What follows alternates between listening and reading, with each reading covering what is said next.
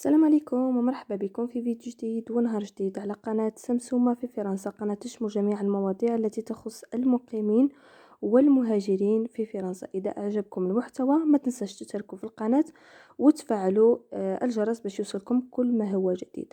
بالنسبة للمواضيع اليوم مهمة جدا اللي يعني جديدة في هذا الشهر، يعني شهر ديسمبر، عن برامج الرحلات الجوية الجزائرية، وعن الإشاعة نتاع غلق الحدود، هل هي حقيقة أم يعني فقط إشاعة. وراح نتحدثوا عن طيران نوستروم إلى الجزائر، وكذلك راح نتحدثوا عن الخطوط الجوية الفرنسية ترانزافيا، الجدول الرحلات إلى وهران. وراح نتحدث كذلك عن أسعار الرحلات في شهر ديسمبر على متن فيولينغ، وعن الشروط الجديدة للسفر عبر الخطوط الجوية ASL. هذه هي المواضيع اللي راح نذكرها لكم إن شاء الله في هذا الفيديو.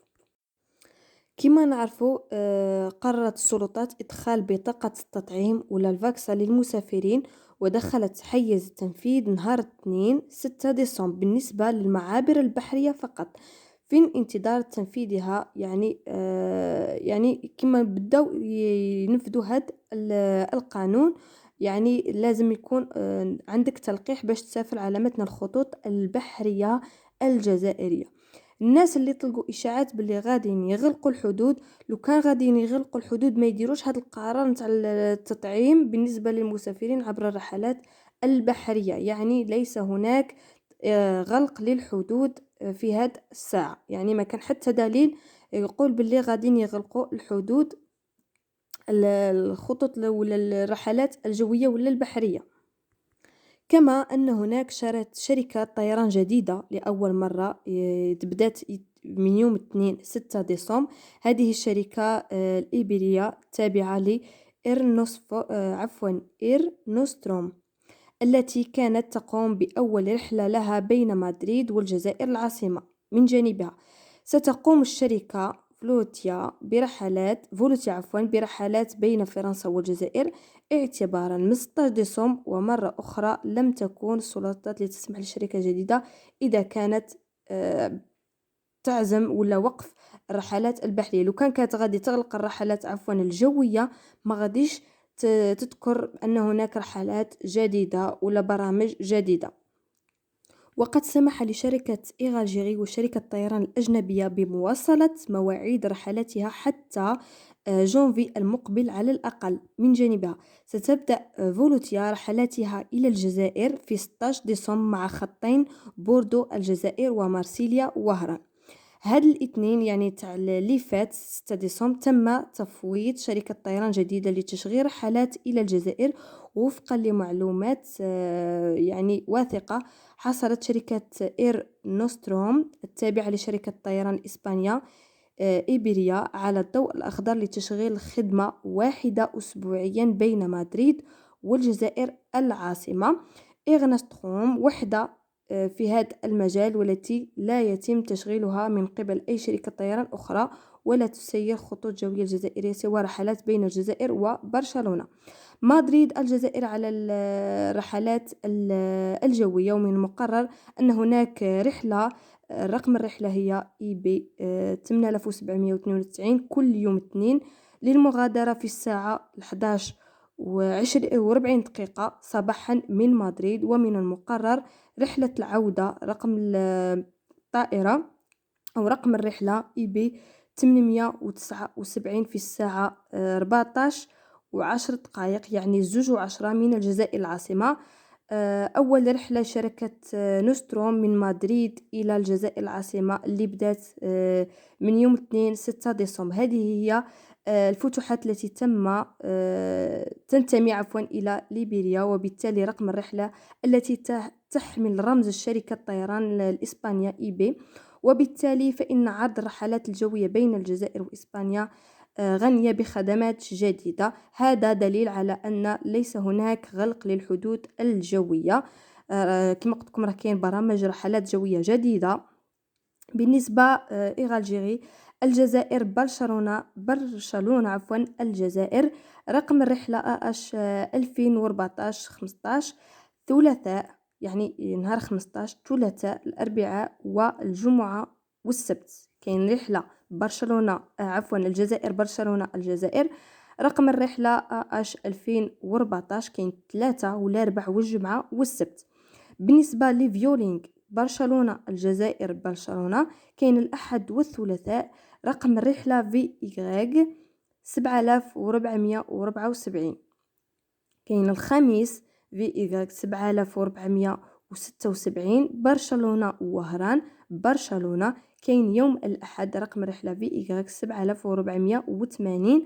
وكاين كذلك نوستروم اللي قلت لكم عليها. كاين مدريد والجزائر العاصمة والجزائر العاصمة الاثنين إيبي 8792. هذا هو بالنسبة للبرامج الطيران أو الرحلات الجوية. هذا دليل كما قلت لكم ما كانش هناك غلق.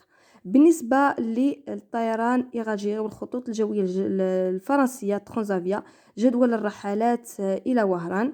كما نعرف أن هناك خدمة وهران خدمة من باريس. تقوم شركة طيران إيغاجيري بتسيير رحلة يومية بين باريس وأورلي وهران في الساعة 12 ظهرا. من جانبها تقوم الخطوط الجوية الفرنسية برحلة بين باريس شارل ديغول وهران كل يوم جمعة في الساعة 9:30 صباحا. كما تقوم شركة ترانزافيا التابعة لها منخفضة التكلفة بتسيير رحلات إلى وهران يومي الخميس والسبت في الساعة 7:10 صباحا و24:20 مساء على التوالي. هذا هو جديد فيما يخص هذا عن هذه الخطوط الجوية الفرنسية وترانزافيا. بالنسبة للموضوع الرابع عن فيولينغ والأسعار رحلات إلى الجزائر لشهر ديسمبر. كما أعلنت فولوتيا عن أول ظهور لها برحلات إلى الجزائر العاصمة وهران من بوردو ومارسيليا اعتبار 15 ديسمبر عن أسعار والتكاليف منخفضة معروفة بقوة الأسعار. تبدأ الأسعار إلى الجزائر من 716 أورو في اتجاه واحد. كما فيما يخص رحلات بين إسبانيا والجزائر تواجه الجزائر منافسة بين شركة فيولينغ التي تسير 4 رحلات أسبوعيا في هذا المجال. تخدم شركة الطيران الإسبانية منخفض التكلفة الجزائر وهران من برشلونة وفقا للبرنامج التالي. راح نذكر لكم كذلك البرنامج الرحلات الجوية كذلك. بالنسبة لرحلات برشلونة الجزائر كاين الأحد والثلاثاء رقم الرحلة VY 7474. كاين كذلك يوم الخميس رقم الرحلة VY 7476. برشلونة وهران كاين يوم الأحد VY 7480. راح تشوفوا اللي بغي يشري البيع على التطبيق تاعهم الرسمي فيولينغ رحلات معروضة للبيع بين برشلونة والجزائر العاصمة لشهر ديسمبر. ولا تزال 3 تواريخ فقط متاحة للبيع. كاين واحد التواريخ متاحة. كاين 2 و5 و26 ديسمبر صح 2 فاتت 5 فاتت وباقي فقط 26 ديسمبر.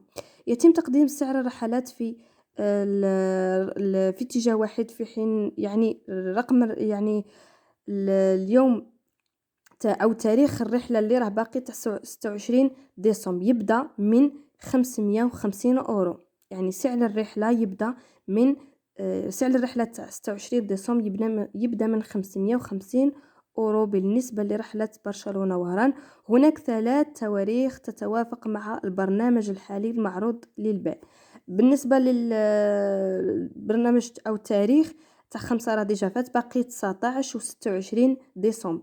أما بالنسبة لأسعار الرحلات يعني من 25 يعني باقي 26 يتم تحديثها من 629 أورو في حين يتم تقديم الرحلة من 19 من الشهر المقبل من 599 أورو في اتجاه واحد.